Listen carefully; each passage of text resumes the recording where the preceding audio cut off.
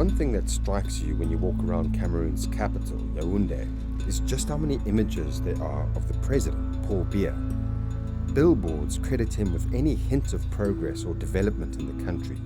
There are curated snapshots of his presidency scattered around town, painting a picture of a leader who is active and engaged.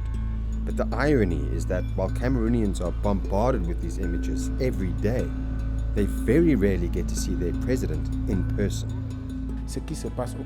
This hyper-presence of Biya's image, even though he himself is absent, is not only ironic.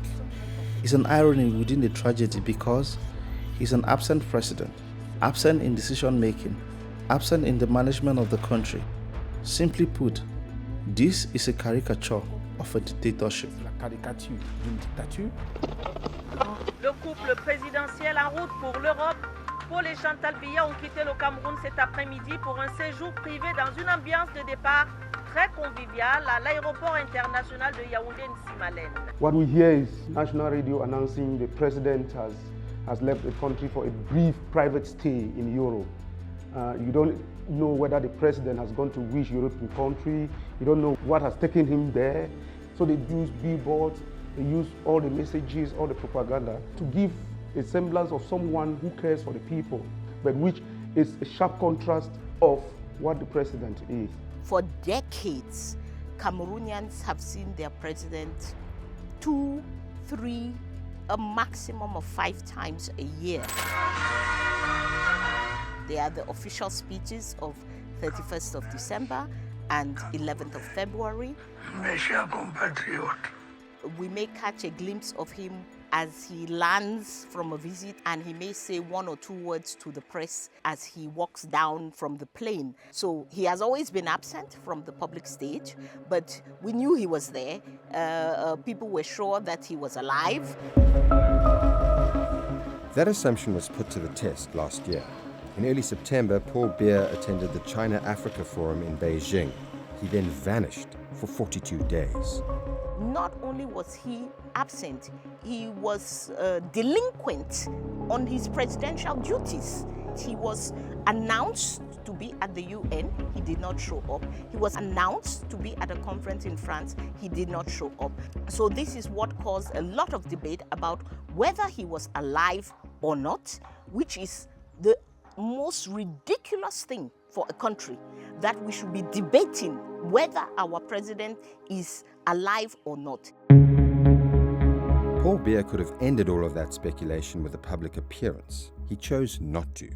Instead, his government, the ruling Cameroon People's Democratic Movement, or CPDM, banned the country's media from reporting on his health. Consider the position that put journalists in. Their 91-year-old president, who had ruled Cameroon for 42 years, was missing for 6 weeks, and they weren't allowed to mention it. So it tells you about the level of media freedom in Cameroon, that an executive gets up in the morning and signs an order saying the media should not report about a certain topic, a topic that is of interest to the people. The people have the right to know where the president is.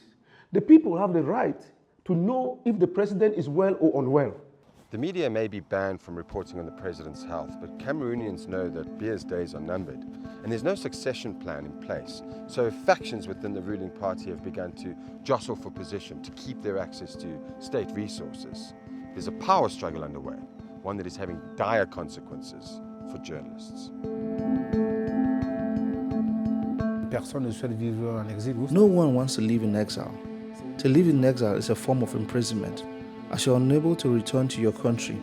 It was never my choice, but unfortunately I had to go into exile because, as they say, it's better to be a living dog than a dead hero.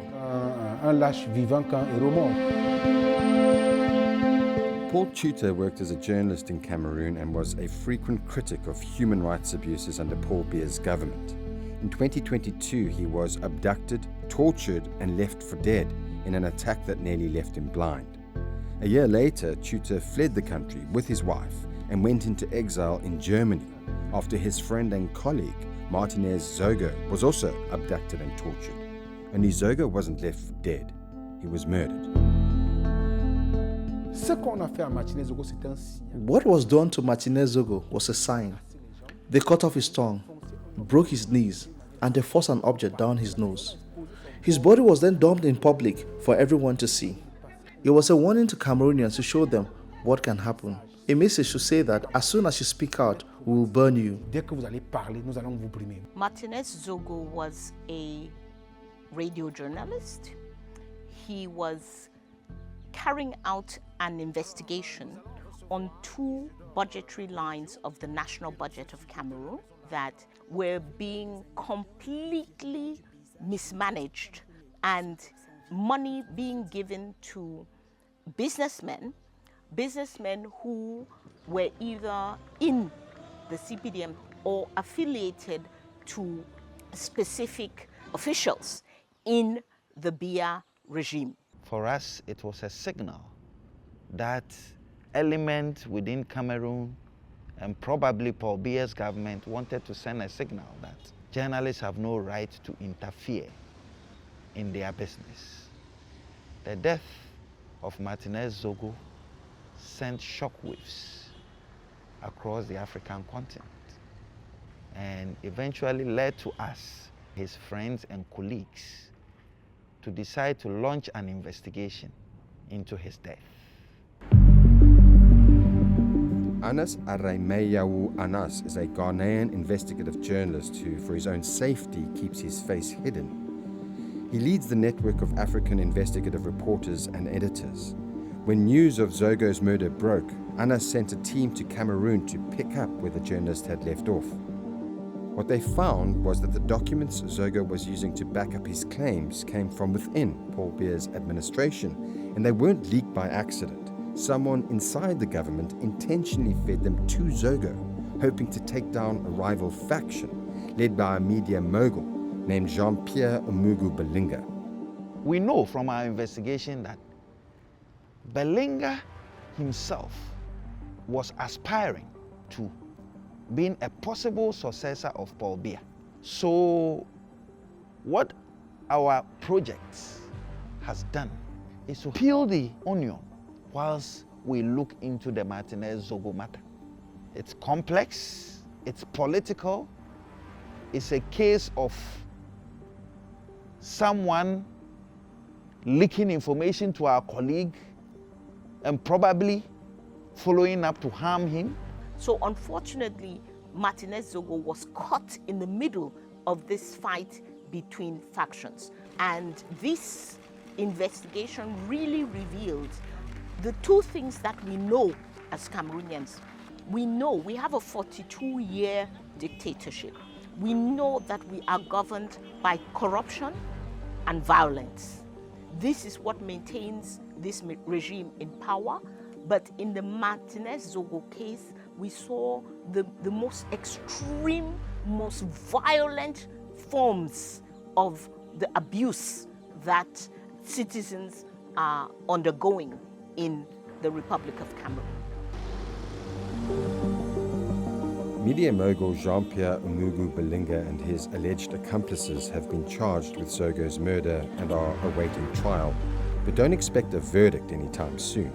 Impunity, not accountability, has been the feature of Paul Biya's 42-year rule.